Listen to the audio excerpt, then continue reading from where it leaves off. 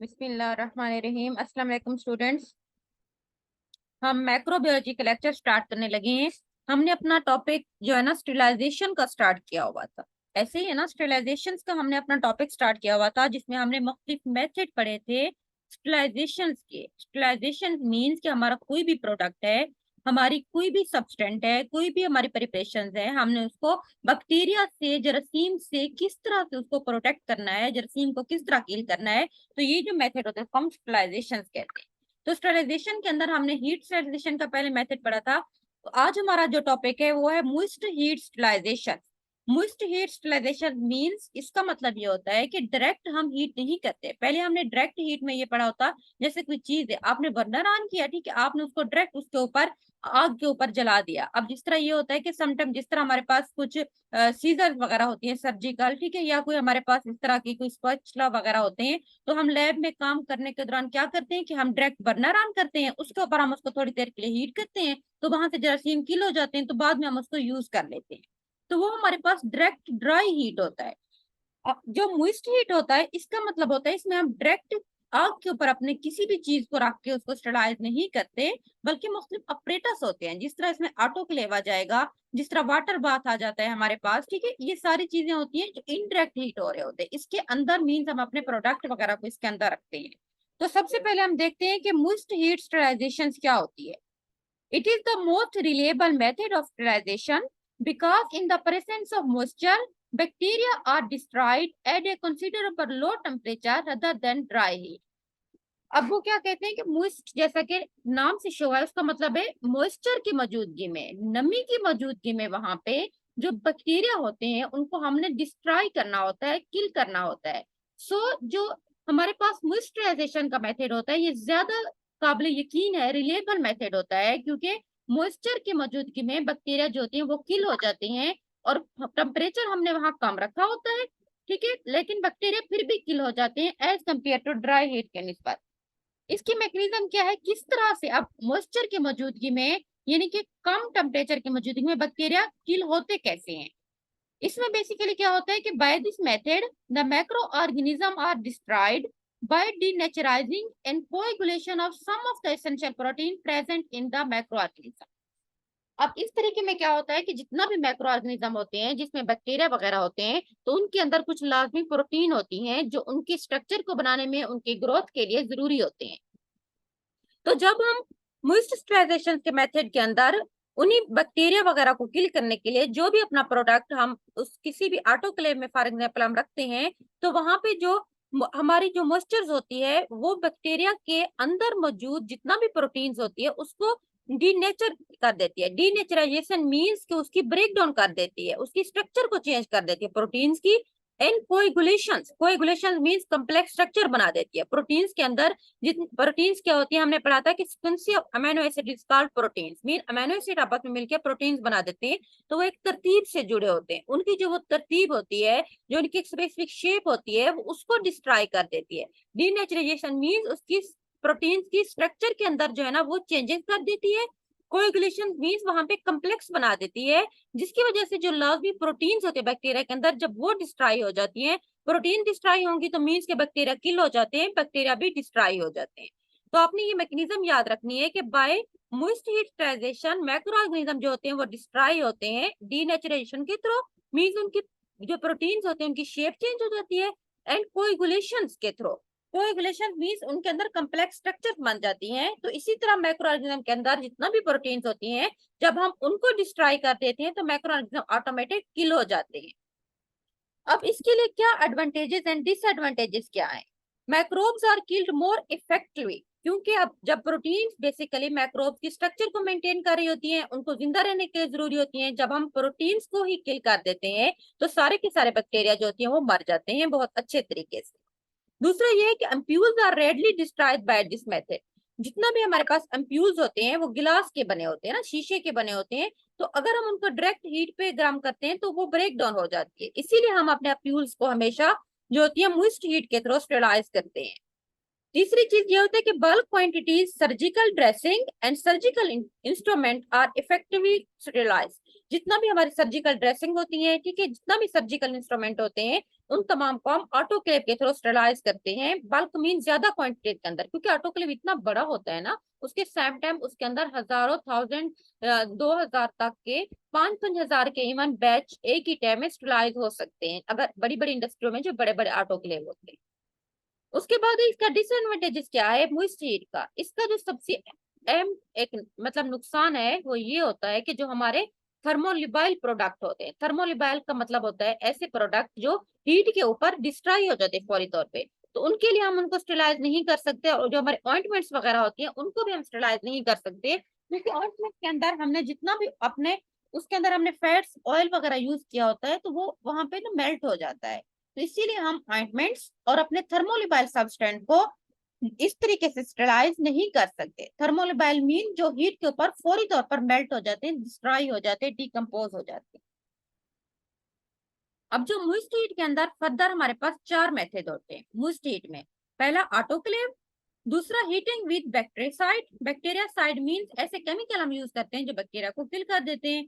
Heating with boiling water, गर्म पानी के साथ हीट करते हैं। उसके बाद है टेंडलाइजेशन।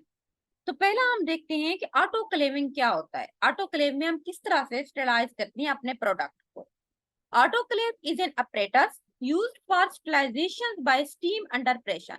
ऑटोक्लेव आप में शायद कभी किसी ने देखा हो, जो बड़ी बड़ी इंडस्ट्रीज होती हैं, खासतौर पर जो आईवी के प्लांट्स होते हैं, वहां पे ऑटोक्लेव रखे होते हैं। ऑटोक्लेव एक अपरेटस होता है जिसमें हम पहले वहां पे उसके इर्द गिर्द एक जैकेट होती है जिसके अंदर गर्म पानी, हम लोग गर्म पानी के वाल लगे होते हैं, पहले हम गर्म पानी के वाल को ऑन करते हैं तो वहां पे एक स्टीम जनरेट हो जाती है। मीन्स कि हम उसका जो प्रेशर के थ्रू हम उसको अंदर स्टीम जनरेट करते हैं, वो स्टीम के थ्रू फिर वहां पे जाके हमारी जितनी भी चीजें होती है वो सारी स्टरलाइज हो सकती हैं। आप कभी इंडस्ट्री में आपको चांस मिले तो आपने जाके वहां ऑटोक्लेव को देखना है कि ये किस तरह काम कर रहा होता है।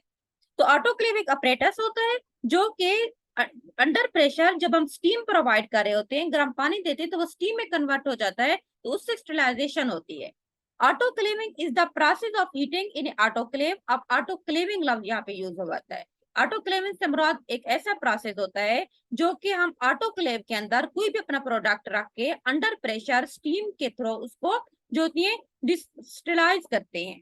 सो आप कह सकते हैं कि autoclaving is the process of heating in autoclave in which saturated steam under pressure is allowed to penetrate through the material for 20 minutes at a temperature of 120 centigrade.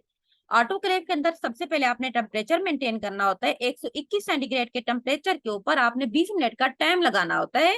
तो कोई भी जो प्रोडक्ट होता है आप उसको उसके अंदर रख देते हैं, देन आप स्टीम को चला देते हैं, तो स्टीम जो होती है वो डिस्ट्रॉय कर देती है तमाम तमाम माइक्रोब्स वगैरह को, तो हमारा प्रोडक्ट जो होता है वो स्टेलाइज हो जाता है। तो ये तरीके को हम ऑटोक्लेविंग कहते हैं। उसके बाद ऑटोक्लेव वर्क किस तरह से करता है।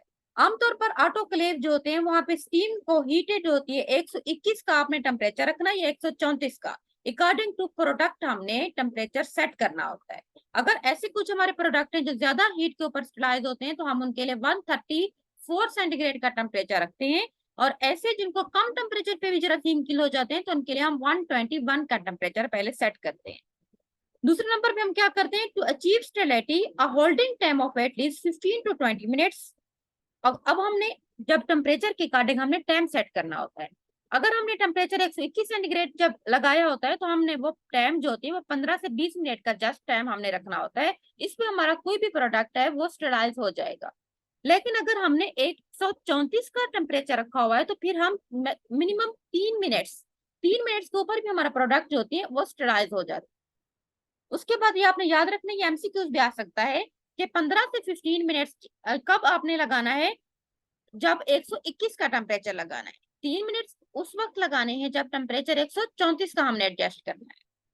उसके बाद additional sterilizing time is required for liquid and instrument packed in the layer of cloth. कोई हमारे ऐसे इंस्ट्रूमेंट हैं या कोई हमारा लिक्विड होता है जिसको हमने किसी चीज के अंदर पैक किया होता है, मीन के डायरेक्ट नहीं रखा होता, तो उसके लिए हम उसके अकॉर्डिंग टाइम को और टेम्परेचर को सेट करते हैं। They may take longer to reach the required temperature, mean को वो ज्यादा टाइम लेंगे ना, अब उनके ऊपर एक कवरिंग आ गई है तो उनको ज्यादा टाइम चाहिए होता है स्टेलाइज होने के लिए, तो उसके अकॉर्डिंग हम अपना टेम्परेचर सेट कर लेते हैं, अपना टाइम भी। Proper autoclave treatment will inactive all the fungi, bacteria, virus, and all the bacterial spore which can be quite resistant. अगर हम प्रॉपर एक ऑटोक्लेव को अच्छे तरीके से चलाते हैं तो तमाम के तमाम जितना भी बैक्टीरिया, फंजाई, वायरस वगैरह होते हैं वो सारे के सारे मर जाते हैं, मीन की रेजिस्टेंस डेवलप हो जाती है। उसके बाद है हीटिंग विद बैक्टीरिया साइड। पहले हमने ऑटोक्लेव पढ़ा था, दूसरा हमारे पास है बैक्टीरिया साइड से हम किस तरह हीट करते हैं। इन दिस मेथड बैक्टीरिया साइड, जैसे मैंने आपको बताया था, कोई भी सब्सटेंट होता है जो बैक्टीरिया को किल करता है उसको हम बैक्टीरिया साइड का नाम देते हैं। तो इस मेथड में क्या करते हैं कि बैक्टीरिया साइड को ऐड करते हैं to the solution to be sterilize which are then sealed. कोई भी हमारा प्रोडक्ट है, जिस तरह हमने नॉर्मल सलीन बनाया हुआ है फर्ज करें, उसमें हमने बैक्टीरिया साइड ऐड कर देते हैं तो वो स्टेराइज हो जाते हैं। उसके बाद हम उनको सील कर देते हैं। The seal container are then heated at 100 centigrade for 30 minutes in the water bath. अब वही हमारे कंटेनर्स, बॉटल जिसके अंदर हमने अपने पहले प्रोडक्ट को डाला होता है, उसको बाद हमने हीट करते हैं 100 सेंटीग्रेड के ऊपर 30 मिनट के लिए वाटर बाथ के अंदर। वाटर बाथ बेसिकली एक इंस्ट्रूमेंट होता है जिसको हम अपने प्रोडक्ट को हीट करने के लिए यूज करते हैं। उसके अंदर एक बीकर होता है, बहर एक खुला बीकर होता है। बहर वाले बीकर के अंदर हम पानी फिल कर लेते हैं, अंदर वाले बीकर के अंदर हम अपना कोई भी प्रोडक्ट रख लेते हैं। उसके बाद हम उसको हीट करते हैं, तो इस तरीके को हम उसको वाटर बाथ कहते हैं। ये भी आपने लैब्स में होता है, आपने शायद कभी देखा हो। उसके बाद हमारे पास आ जाता है कॉमनली यूज बैक्टीरिया साइड। अब कौन से ऐसे सब्सटेंट है जो कि बैक्टीरिया को किल करते हैं, इसका नाम आपको पता होना चाहिए। बेंजलकोनियम क्लोराइड, उसके बाद क्लोरोक्रिसोल। ठीक है, दो नाम आपकी बुक में बताए हुए हैं, एक आपको पता होना चाहिए बेंजाइल कोनियम क्लोराइड है, दूसरा हमारे पास आ जाता है क्लोरोक्रिसोल। तीसरा मेथड हमारे पास आ जाता है sterilisation by boiling water. The boiling water is most useful for sterilizing instrument like syringe, knives, blades, scissor and other। जितना भी हमारे सर्जिकल इंस्ट्रूमेंट होते हैं जिसमें syringe आ जाती हैं, मुख्तलिफ चाकू वगैरह आ जाती हैं, ठीक है, उसके बाद ब्लेड्स आ जाती हैं, सीजर वगैरह, उनको स्टेरिलाइज करने के लिए हम बॉइलिंग वाटर यूज करते हैं। अब मैं क्या कर देता है कि पानी के अंदर इन चीजों को हम डिप करते हैं, उसके बाद 20 मिनट्स के लिए हम उनको बॉईल करते हैं, तो कम्प्लीटली तौर पर तमाम जितना भी मैक्रोब्स होते हैं तो वो किल हो जाते हैं। आगे हमारे पास है tyndallization. This is a lengthy process designed to reduce the level of activity of sporulating bacteria that are left by simple boiling method. अब क्या होता है कि जब हम सिंपल बॉइलिंग मेथड के थ्रू अपने किसी इंस्ट्रूमेंट वगैरह को स्टेरिलाइज करते हैं तो कुछ बैक्टीरिया वहां पे रह जाते हैं जो किल नहीं होते, तो उनके लिए हम एक और प्रोसेस यूज करते हैं जिसको हम टेंडिलाइजेशन कहते हैं। इसमें क्या करते हैं कि इसके अंदर हम लेवल ऑफ एक्टिविटी जो होती है बैक्टीरिया के स्पोर्स को, उसको हम रिड्यूस कर देते हैं। ठीक है, इसमें हम एक लेंथी प्रोसेस होता है, ज्यादा देर के लिए हम उनको हीट अप करते हैं। पहले बॉइलिंग वाटर के अंदर तो हमने पढ़ा था कि जस्ट 20 मिनट्स के लिए हीट अप कर रहे हैं ना, जबकि टेंडराइजेशन के लिए हम टेम्परेचर और टाइम दोनों ज्यादा इंक्रीज कर देते हैं, तो बाकी जितना भी बैक्टीरिया पीछे रह जाते हैं तो वो भी किल हो जाते हैं। अब इसमें क्या प्रोसेस इन्वॉल्व होता है टेंडराइजेशन के अंदर। सबसे पहले आपने क्या करना है कि boiling for a period typically 20 minutes का होता है, या आपने 25 का कर लेना है एट एटमॉस्फेरिक प्रेशर। सबसे पहले आपने बॉईल करना है एटमॉस्फेरिक प्रेशर के ऊपर, मींस के 100 सेंटीग्रेड का टेम्परेचर आपने लगा देना है। बॉइलिंग कूलिंग करना है, उसके बाद कूल करने के बाद आपने उसको एक दिन के लिए इनक्यूब्यूट कर देना है, किसी भी इनक्यूब्यूटर के अंदर आपने उसको रख देना है। Boiling cooling incubating for a day, एक दिन आपने ये सारे प्रोसेस करने हैं। उसके बाद आपने boiling cooling incubating for the day and finally boiling again, आपने एक दिन करने के बाद उनको दोबारा बॉईल कर देना है। मींस कि आपने 3 दिन में काम करना है। पहले दिन आपने उसको बॉईल किया, बॉयल करने के बाद आपने उसको कूल किया किसी भी अपने मतलब इंस्ट्रूमेंट को या अपने सबस्टेंट को, उसके बाद आपने उसको इनक्यूब्यूट किया। दूसरे दिन आपने फिर ये काम किया है, तीसरे दिन आपने दोबारा ये किया है। The 3 incubation period are a low lead heat resistant spore surviving the previous boiling water to germinate to form the heat sensitive vegetable stage which can be killed by next boiling step।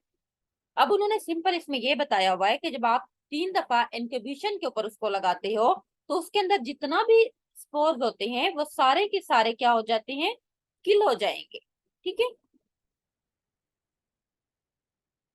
उसके बाद हमारे पास आ जाता है sterilisation by radiation. Radiation के through हम किस तरह से स्टेरिलाइज करते हैं, जो हमारा तीसरा मेथड है। पहले हमने ड्राई हीट पढ़ा, सेकेंड हमने मोइस्ट हीट पढ़ा था। आज हमारे पास है स्टेरिलाइजेशन बाय रेडिएशन। रेडिएशन के थ्रू भी हम जो होती है जरासीम वगैरह को किल कर सकते हैं, तो उसको हम स्टेरिलाइजेशन बाय रेडिएशन भी कहते हैं। तो इसमें हम देखते हैं उन्होंने क्या बताया हुआ है। Sterilisation by radiation is also known as cold sterilisation because no heat is used in this method. अब हम क्या करते हैं कि अगर हम स्टेरिलाइजेशन बाय रेडिएशन बात करते हैं तो हम इसको कोल्ड स्टेरिलाइजेशन भी कहते हैं, या आपने याद रखना है, एमसीक्यूज भी आ सकता है कि स्टेरिलाइजेशन बाय रेडिएशन को कोल्ड स्टेरिलाइजेशन भी कहते हैं। क्यों? क्योंकि इस मेथड के अंदर हम कोई हीट नहीं यूज कर रहे। Microorganism are very susceptible to lethal effect of radiation. Lethal effect means वो इफेक्ट जो किसी चीज को किल कर देता है, उसको हम लीथल इफेक्ट कहते हैं, उसकी डेथ काज कर देता है। तो रेडिएशन के अंदर इतना इफेक्ट होता है कि बैक्टीरिया जो होते हैं, मैक्रोऑर्गेनिज्म वगैरह, उसके ऊपर आके किल हो जाते हैं। अब इसमें मैकेनिज्म क्या है?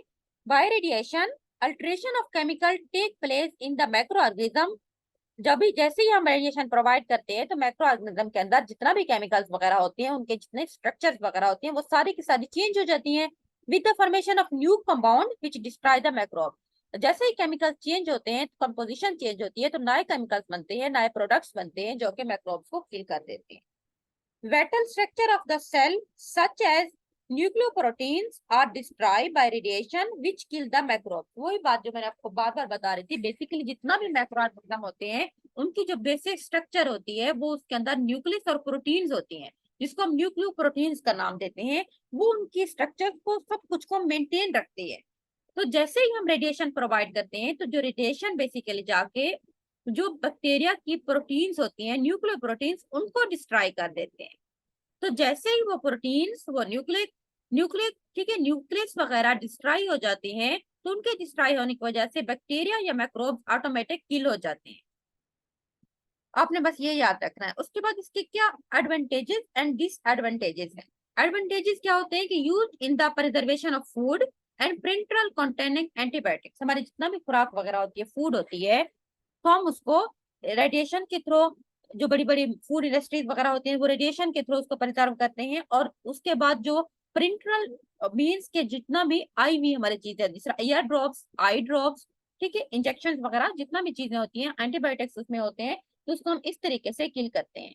Use for sterilisation of some bacteria and viral vaccine. Bacteria और वायरस की जितना भी वैक्सीन होती है उन सबको स्टेरिलाइज करने के लिए हम ये वाला मेथड यूज करते हैं।